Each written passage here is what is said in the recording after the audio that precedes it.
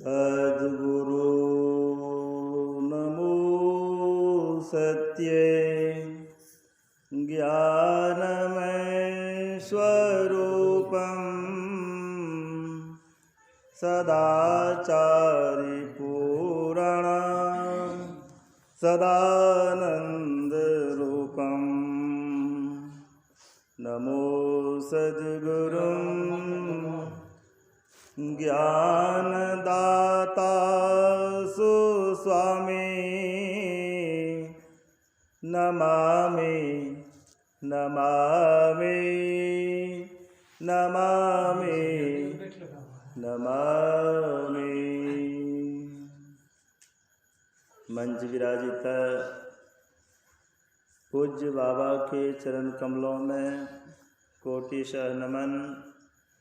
पूज्य महात्मा गण, समवेत समादरणीय सज्जन वृंद, आदरणीय माताओं तथा भक्तिमती बहनों, आप सबों के चरणों में प्रणाम।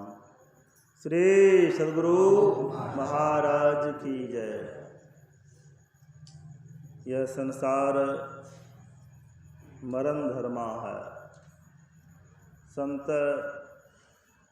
चरणदास जी महाराज की वाणी में आया है, जो आया सो रहने न पाया, अरब खरब थी जिनकी माया, राजा रंग को काल ने खाया, ध्यान लगा कर देख मन परदेसी रे, यह नहीं अपना देश, जनि लिपटोरे प्यारे, जग परदेश वा सुख कछु यह मानाहि, यह परदेश वा काल को भेष वा, जोरे अवय दुख पाए। सुन रहे थे एक माता जी की यादगारी पर स्मृति दिवस के अवसर पर इस सत्संग का कार्यक्रम है। आज का दिन हम लोगों के लिए खुशियों का दिन नहीं है। आज के दिन ही हम लोगों ने एक निधि खजाना को खो दिया है। पूज्यपाद महर्षि संत सेवी परमहंस जी महाराज, पूज्य गुरुदेव सद्गुरु महर्षि मही परमहंस जी महाराज के महापरिनिर्वाण दिवस के अवसर पर पुण्यतिथि ही कहा जाए, उनके अवसर पर कह रहे थे, आज का दिन हम लोगों के लिए खुशियों का दिन नहीं, आज का दिन हम लोगों के रोने का दिन है। बतला रहे थे, जिस दिन गुरु महाराज इस पंच भौतिक शरीर का परित्याग करने वाले थे, गुरु महाराज की आँख से टप टप आंसू बह रहे थे। पूज्य संत श्री परमहंस जी महाराज कहते, हुजूर आप क्यों रो रहे हैं? कहते हैं, संत सेवी जी, आज मुझे डॉक्टर साहब इंजेक्शन नहीं दे पाएगा, क्योंकि सब दिन एक डॉक्टर साहब आते थे, टीका लगाकर चले जाते थे। पूज्य संत श्री परमहंस जी महाराज कहते हैं, हुजूर डॉक्टर साहब तो वचन के बड़े पक्के हैं, सब दिन आते हैं, इंजेक्शन दे के जाते हैं, आज भी ज़रूर आएंगे, इंजेक्शन दे के जाएंगे। गुरु महाराज कहते हैं, मैं कहता हूँ इंजेक्शन नहीं दे पाएगा, तू कहता है दे के जाएगा, क्या तू मुझसे बेसी जानता है? पूज्य संत श्री परमहंस जी महाराज हाथ जोड़ लेते हैं, कहते, हुजूर आपने तो कठिन तपस्या किए हैं, मैंने तो कोई तपस्या नहीं की, साधना नहीं किया, फिर मैं हुजूर से बेसी कैसे जान सकता? इस बात को सुन गुरु महाराज पिघल जाते हैं, भाव विह्वल हो जाते हैं और आँख से आंसू बह रहे हैं। कहते, संत सेवी जी, तूने कोई कठिन साधना तपस्या तो नहीं किया, लेकिन मनयोग पूर्वक आपने मेरी सेवा की है, इसलिए मैं आपको आशीर्वाद देता हूँ, जो ज्ञान मुझ में है वो सब तुम में समाहित हो। श्री सद्गुरु महाराज। और जहाँ मैं रहूँगा वहीं तुम्हें रखूँगा, जहाँ तुम रहोगे वहीं मैं भी रहूँगा। पूज्य पाद कहते हुजूर है, आप तो शरीर का परित्याग करने जा रहे हैं, समझ गए, अब देश छोड़ने वाले हैं, और मुझे लंबे समय तक रह करके संत मत के ज्ञान का प्रचार करने का आदेश दिए हैं, आशीर्वाद दिए हैं। फिर श्रीमुख से जो यह वाणी निकली, जहाँ मैं रहूँगा वहीं तुम्हें रखूँगा, जहाँ तुम रहोगे वहीं मैं रहूँगा, इनका तो आशय मैं कुछ समझा नहीं। तो गुरु महाराज कहते, संत सेवी जी अभी तो मैं जा रहा हूँ, मैं फिर से आऊँगा, तुम्हें भी साथ में लेके जाऊँगा, तुम्हें भी साथ में लेके जाऊँगा, और केवल तुमको ही नहीं, तो जितने भक्त हैं सभी को पार करा के ही मैं पार जाऊँगा, सभी को पार करा के ही मैं पार जाऊँगा।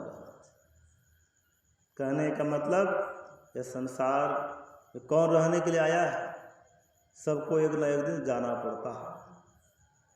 अभी हम लोग सूरदास जी महाराज की वाणी सुन रहे थे, जा दिन मन पंछी उड़ जई हैं, तादिन तेरे तन तरवर के सवाए पाद झड़ जई हैं। जिस दिन शरीर से जीवात्मा निकल जाएगी, तादिन तेरे तन तरवर के, अर्थात वृक्ष रूपी तरवर कहते वृक्ष, देह रूपी वृक्ष के सभी पात झड़ जाएंगे, इंद्रियां शिथिल हो जाएगी, नाकाम हो जाएगा। तादिन तेरे तन तरवर के सवय पात झड़ जाई है, जादिन मन पंछी उड़। इसलिए कहते हैं, या देही का गर्व न करिए, मनुष्य की देह को पाकर के, धन जौवन को पाकर किसी को गर्व घमंड अहंकार नहीं करना चाहिए। 16 योजन के मध्य में चले छद्र की छाही रे, सोई दुर्योधन मिल गए माटी के ही माही रे। सोने की लंका बनी भई धूर की धानी रे, सोई रावण की साहेबी छिन माही बिलानी रे। औरों की कहो क्या गिनती है, राम कृष्ण है चला चली, सूरदास बिनमो कर जोड़ी यह दुनिया है चला चली। इसलिए या दही का गर्व न करिए, सियार काग गिद्ध खई है। इस शरीर की 3 ही गति होती है। अगर इस शरीर को जल में फेंक दिया गया या खेत खलिहान में फेंक दिया गया तो कोई हिंसक जीव इनको खाएगा, या जल में फेंका जाए मछली खाएगी, विष्ठा के रूप में ये बाहर निकलेगा। अगर इसको गाड़ दिया गया, देह सड़ेगी, कीड़ा मकोड़ा खाएगा इस देह को। अगर जला दिया गया, खाक बन के उड़ जाता है। 3 ही गति होती है मृतक देह की। 3 नाम तन विष्टा कृमि होय, ना तो खाक उड़ई है, जादिन मन पंछी उड़ जई है। इसलिए कहते हैं, कहाँ वो नैन कहाँ वो शोभा। जिस दिन जैसे जीवात्मा निकल जाती है, देखिए सुंदरता है, चाहे कितने भी सुंदर से सुंदर शरीर वाले हों। पूज्य शिवानंद जी महाराज कहते थे, दिनेश बाबू मिल्टन का शरीर कितना स्वस्थ था, बहुत सोच के भोजन किया करते थे, और क्या हो गया 24 घंटे के अंदर में ही इतनी बदबू आने लग गई देह से। और कौन ऐसी चीज़ थी जो देह से निकल गई, शरीर नाकाम हो गया। काया का वीर कबीर, अर्थात काया का वीर कौन है? कौ से काया, ब से बीज, र से रमन करने वाला काया का वीर कबीर। कबीर का अर्थ होता है सबसे बड़ा, अर्थात आत्मा। कबीर का अर्थ आत्मा। और कबीर साहब नामक संत भी थे। कहने का मतलब है, कहाँ वो नयन कहाँ वो शोभा, का रंग वो रूप दिखाई है, जिन लोगन सो नेह करत है, सो तो ही देख घिनई है, वह घिनाने लगता है। इतना ही नहीं, जिन पुत्रन को बहुविधि पाल लियो, जिस पुत्र को जतन से पालन पोषण किया जाता है, किसी को बेटा बेटी नहीं होता है।